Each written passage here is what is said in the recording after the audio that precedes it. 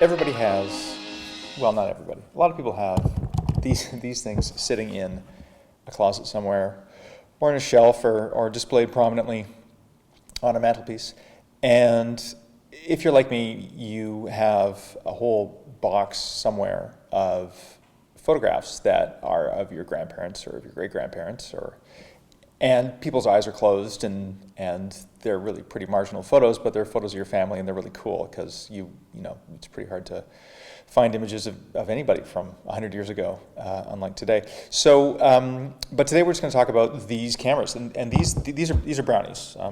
This one's in a nice little canvas carrying case, and the Brownie was the Kodak camera that basically democratized photography and gave it to the common person. And it was amazing. These cameras are not the early Brownie cameras. These are probably, I think, from the 1950s. The original Brownie cameras, they would load the film into the camera, mail the camera to you, or you'd buy the camera, you'd shoot the roll of film, mail the entire camera back to Kodak, they'd process it, print it, reload it with film, and send it back to you. These ones take rolls of film, but rolls of film, and the film that these ones take, and it's actually, you can see on the front, both of them, this is 620 film.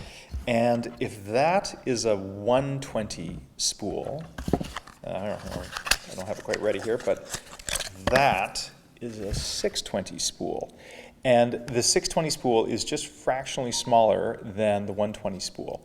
The film is exactly the same. So it's identical film. And in 1997, Kodak finally stopped making 620 film and started, it only made 120 film. So some entrepreneurial people gathered up all the old 620 spools and would re-roll 120 film onto 620. And you can still buy this today. You can, most online camera stores, if you want to buy 620 film, color and black and white, no problem. So yeah, so just talking about the cameras,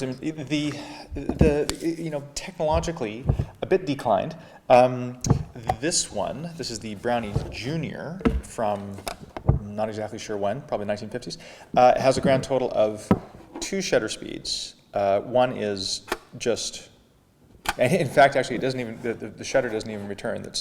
That takes a photo, and then clicking it up takes a photo, which is kind of interesting. You do actually have a time exposure. Oh, you have to push it down and over for your time exposure, and then you actually hold it open for as long as you want, and then close it, which is, I think, there's no tripod mount on these things, so I don't exactly, I guess if you put it down on something and held it tightly, a reasonably sharp image, the camera blur would make that kind of useless. Both cameras have a horizontal and a vertical viewing window, which are pretty terrible. The advance, this is a little knob, which is kind of fun, and in the back there's a little red window that will give you, if you ever wonder why there are numbers on the back and on your backing paper on your 120 film, the numbers correspond to, the numbers are in different spots on the paper, and you put the window in different spots, and then you get a different frame size. So these cameras, I'm not exactly sure, I think it's 6 by, I'm assuming it's 6 by 9. That looks like 6 by 9 to me. So, roughly, 2 to 3, and you get 6 by 9. I think you get 8 frames per roll, maybe 6. No, 2, yeah. No, I think it's 8 frames. And 10 frames for 6, 7. 8 frames for 6 by 9. And so then you just crank it through, and then you watch the window until the number comes up, and then you're ready to go. And that's about it. That's the grand total of that camera. This camera is infinitely more advanced. It not only does it have a shutter that returns when you take the photo, it also has a time exposure, but it has a grand total of 2 apertures. If you can imagine, you've got your daylight aperture, and then, or I guess you've got your cloudy aperture and your bright sun aperture. Both cameras designed to shoot with 100 ASA film, which we have. In fact, the box itself says ISO 100, developed black and white. And in fact, it actually gives you, it's great. I remember back in the old day, you could tear open the box of film, the film box. Let's just make sure I get this right so I don't end up destroying the information. And on the film box, it actually gave you all of the information you needed on how to expose the film, how to process it properly, all that kind of stuff. So nice little throwback there to, and then actually gives you a little background on the film photography project 620 film that we bought, how to develop it, HC110, dilution 3, 6 minutes, or dilution H for 12 minutes, dilution B for 6 minutes. Anyway, so we'll do that, and we'll go and shoot this film, and we'll take a look and see what we can get. I'm hoping we can I'm hoping we can get something, and I'm delighted that we can get some film and we can actually shoot with it. It's really hard because if you get one of those little Rolleiflex 4x4 cameras that take the 127 film, I mean, that stuff is really hard to come by. And you have to trim film down, and at least here, all you need is a spool. You can 3D print them, and you can actually respool your own 120 film. There's information on the internet about how to do that. And you can make it, you can breathe new light into these cameras actually with a pretty low barrier to entry. And honestly, given the opportunity to shoot between this and wandering around the beach with one of these, I got to say that that's going to get you a lot more. That's going to get you a lot more street cred these days. Not that that's what it's all about, but.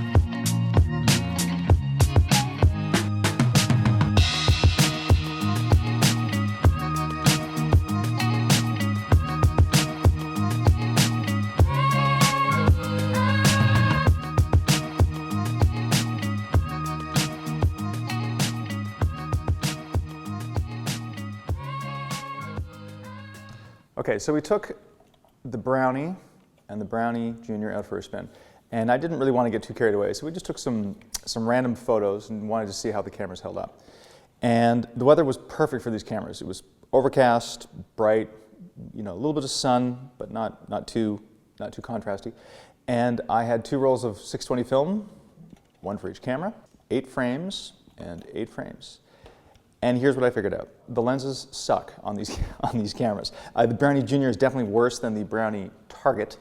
And I'm not trying to be provocative when I say that, but these cameras were designed to democratize photography, bring it to the masses. And the masses responded. I mean, everyone had a camera like this. I mean, tens of thousands of these were sold. And I'm sure millions of photos were taken and shared and loved by many. It was sort of, the beginnings of Instagram, 75 years ago.